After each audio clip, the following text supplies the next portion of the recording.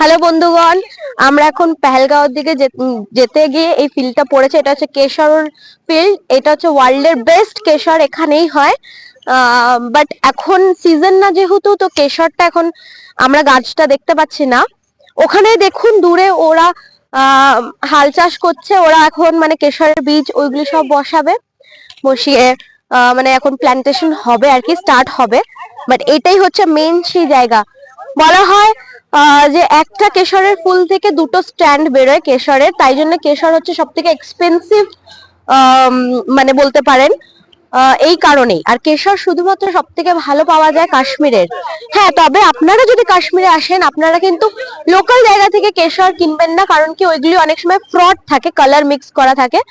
যদি আপনারা কিনতে চান পেহেলগাঁও সাইডে আপনারা কেশর প্রেফার করবেন, কারণ কি এখানে অরিজিনাল কেশরই আপনারা পাবেন। আমরা এখন একটা দোকানে যাব যেখান থেকে আমরা সবাই মিলে কেশর কিনবো।